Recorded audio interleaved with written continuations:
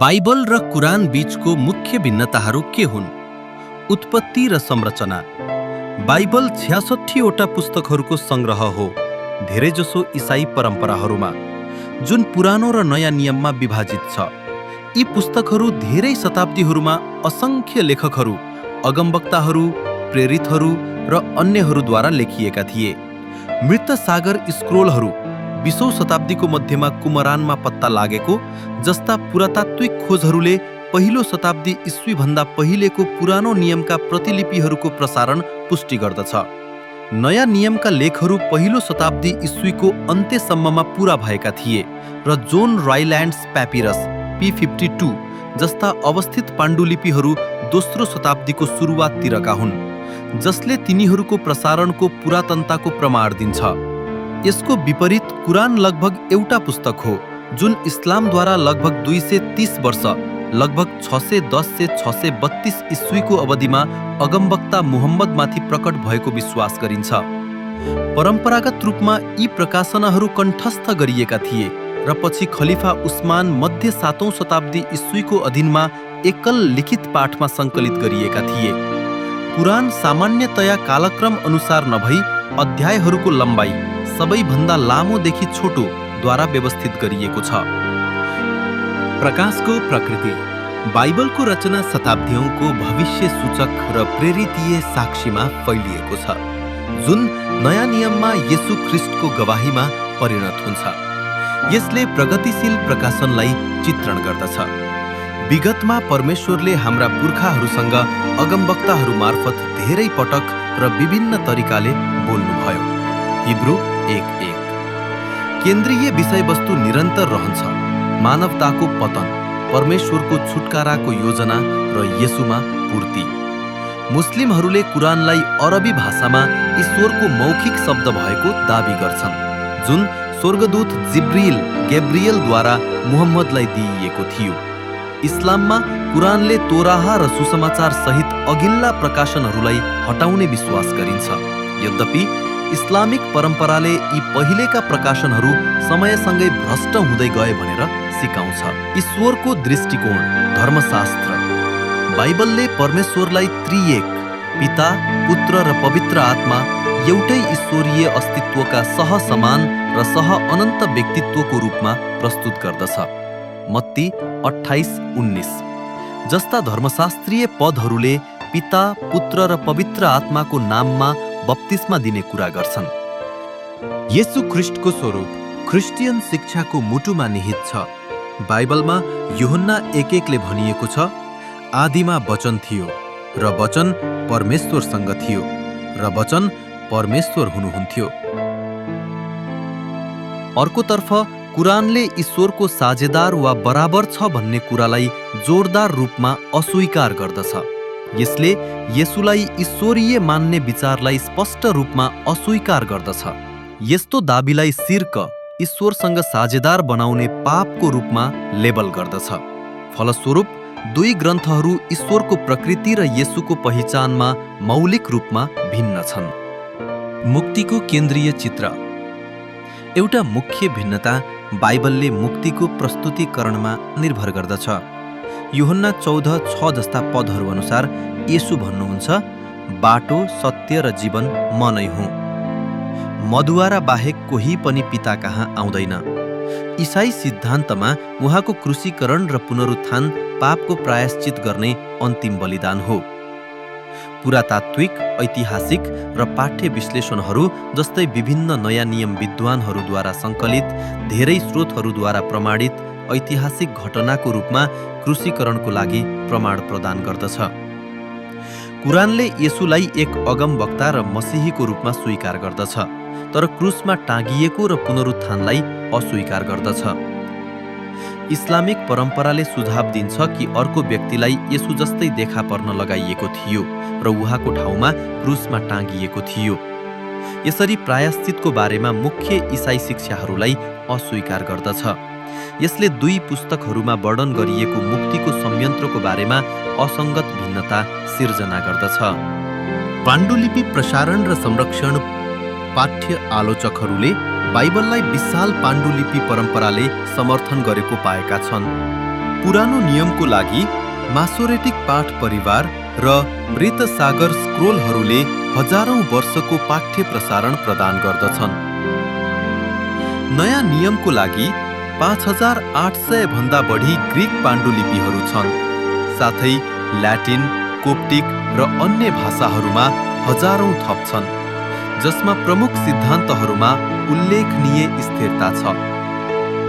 कुरान, यद्यपि यसको स्थापित पाठ्य परम्परा छ, खलिफा उस्मानको नेतृत्वमा एक मानकीकृत संस्करणमा सङ्कलित गरिएको थियो। इस्लामिक स्रोतहरूले रिपोर्ट गर्छन् कि एकरूपता जोगाउन कुनै पनि अतिरिक्त रूपहरू वा ट्रान्सक्रिप्टहरू जलाइएको थियो। मुस्लिमहरूले यसलाई प्रसारणको शुद्धताको प्रमाण मान्छन्। इतिहासकारहरूले टिप्पणी गर्छन् कि कुरानको मानकीकरण प्रक्रियामा पठन र पठनको बारेमा मानवीय निर्णयहरू समावेश थिए, जुन प्रक्रिया बाइबलको शताब्दीयौं लामो पाण्डुलिपि इतिहासभन्दा फरक छ। अधिकार र स्थिरता। बाइबलले आन्तरिक गवाही 2 तिमोथी 3:16 पूरा भएको भविष्यवाणी र सुसङ्गत कथा मार्फत आफ्नो ईश्वरीय अधिकारलाई पुष्टि गर्दछ। उदाहरणका लागि पुरानो नियमका मसीही भविष्यवाणीहरू, जस्तै यशाया 53ले पीडित सेवकको वर्णन गर्दछ। येशूको जीवन, मृत्यु र पुनरुत्थानको नयाँ नियमका विवरणहरूमा पूरा भएको पुष्टि गरिएको छ। यो निरन्तरतालाई धेरै विश्वासीहरूले बाइबलको विश्वसनीयता र यसको मुक्तिको व्यापक योजनाको शक्तिशाली प्रदर्शनको रूपमा हेर्छन्। यसको विपरीत कुरानले आफूलाई अन्तिम प्रकाशको रूपमा हेर्छ, जसले पहिलेका सन्देशहरूलाई सच्याउने र हटाउने काम गर्छ। तैपनि बाइबलीय दृष्टिकोणबाट कुरानको दाबीहरू पुरानो र नयाँ नियममा पाइने एकरूप सन्देशबाट धेरै फरक छन्, विशेष गरी मुक्ति र येशूको पहिचानको मामिलामा। ऐतिहासिक प्रमाणीकरण र पुरातात्विक समर्थन। बाइबलका ऐतिहासिक दाबीहरू पुरातत्व मार्फत बारम्बार परीक्षण गरिएका छन्। इजरायल, इजिप्ट र अन्यत्र गरिएका उत्खननहरूले धेरै बाइबलीय विवरणहरूको लागि समर्थन प्रदान गरेका छन्, जस्तै हित्ती सभ्यताको अस्तित्व एकपटक शङ्का गरिएको, हासोरमा सहरका ढोकाहरू र दाउद सहरमा कलाकृतिहरू। टेल दैन स्टेल 9औं शताब्दी ईसापूर्वले दाउदको घर उल्लेख गर्दछ, जसले दाउदको राजवंशको बाइबलीय उल्लेखलाई पुष्टि गर्दछ। 2 शमूएल 7। कुरानले केही ऐतिहासिक सन्दर्भहरू, जस्तै मोसा जस्ता प्राचीन व्यक्तित्वहरू दिन्छ, तर यसको अंशहरूसँग प्रत्यक्ष रूपमा जोडिएका विशिष्ट पुरातात्विक एङ्करहरू कम छन्। कुरानभित्र उल्लेख गरिएका धेरैजसो साइटहरू पहिलेका बाइबलीय पात्रहरू र घटनाहरूसँग सम्बन्धित छन्, तर पाठ मुख्यतया अरबमा मुहम्मदद्वारा स्थापित समुदायको लागि मार्गदर्शनको वरिपरि घुम्छ। प्रमुख सैद्धान्तिक भिन्नता। येशूको स्वभावको प्रश्न सर्वोपरि छ। बाइबलले यूहन्ना 10:30 जस्ता पदहरूमा येशूले भन्नुभएको कुरा रेकर्ड गर्दछ, म र पिता एक हौं। यसले ऐतिहासिक विवरणको साथ उहाँको पुनरुत्थानलाई पनि स्पष्ट पार्छ। लुका 24:36-43। प्रारम्भिक इसाई धर्म र पत्रहरू नयाँ नियममा पावलका पत्रहरू जस्तैले येशू शारीरिक रूपमा मृत्युबाट बौरी उठ्नुभयो भनेर पुष्टि गर्दछ। कुरानले सुराहको विवरणहरूमा, जस्तै सुरा 4:157 येशूलाई क्रुसमा टाँगिएको वा मारिएको थिएन भनेर बताउँछ।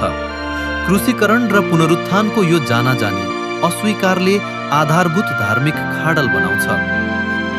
इसाई शिक्षाको लागि यदि ख्रिस्ट बौरी उठ्नु भएको छैन भने हाम्रो प्रचार व्यर्थ छ र तपाईँको विश्वास पनि व्यर्थ छ। 1 कोरिन्थी 15:14, जसले ख्रिस्टको पुनरुत्थान विश्वासीहरूको लागि सम्झौता गर्न नसकिने कुरालाई जोड दिन्छ। मुक्ति र व्यवस्था। बाइबलले सिकाउँछ कि मुक्ति विश्वासद्वारा अनुग्रहबाट प्राप्त हुन्छ। एफिसी 2:8-9। यसले यो पनि सिकाउँछ कि असल कामहरू त्यो विश्वासको फल हो, यसलाई प्राप्त गर्ने माध्यम होइन। प्रेरित 4:14 भनिएको छ, मुक्ति अरू कसैमा छैन, किनकि स्वर्गमुनि मानिस जातिलाई दिइएको अर्को कुनै नाउँ छैन जसद्वारा हामीले मुक्ति पाउनुपर्छ। कुरानले इस्लामका 5 स्तम्भहरू विश्वास, प्रार्थना, दान, उपवास र तीर्थयात्रालाई पालना गर्न आह्वान गर्दछ। धार्मिक रूपमा जीवन बिताउन यसले मुक्तिदाता मार्फत प्रायश्चित गर्न सिकाउँदैन, बरु व्यक्तिगत कर्महरूमा जोड दिन्छ। यो भिन्नताले मानवतालाई परमेश्वरको अगाडि कसरी सही बनाइन्छ भन्ने बारेमा मौलिक रूपमा फरक बुझाइ सिर्जना गर्दछ। धर्मशास्त्रको उद्देश्य र समापन। बाइबलको व्यापक कथाले सृष्टि, पतन, छुटकारा र अन्ततः पुनर्स्थापनालाई चित्रण गर्दछ। यसको अन्तिम पुस्तक प्रकाशले नयाँ स्वर्ग र नयाँ पृथ्वीको भविष्यवाणी गर्दछ। प्रकाश अध्याय 1 सृष्टिलाई नवीकरण गर्ने र छुटकारा पाएकाहरूसँग अनन्तसम्म बस्ने ईश्वरीय योजनाको चरम सीमालाई पुष्टि गर्दछ। कुरानले ईश्वरमाथिको विश्वासलाई परलोकीय विषयवस्तुहरू, अन्तिम न्याय र मृत्युपछिको जीवनसँग पनि जोड्दछ। यद्यपि यसको अन्तिम ध्यान ईश्वरको इच्छा, इस्लामको अर्थ समर्पणमा केन्द्रित छ। पापको दण्ड तिर्ने र मृत्युलाई जित्न उठ्ने अवतार मुक्तिदातामा बाइबलीय जोड बिना।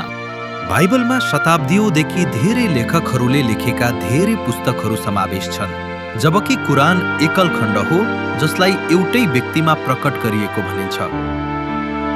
बाइबलले येशू ख्रिस्टलाई पुर्याउने प्रगतिशील प्रकाशन रेकर्ड गर्दछ, जो पूर्ण रूपमा परमेश्वर र पूर्ण रूपमा मानिस हुनुहुन्छ, जबकि कुरानले एकल अगमवक्ता प्रकाशनलाई जोड दिन्छ र येशूको देवत्वलाई अस्वीकार गर्दछ।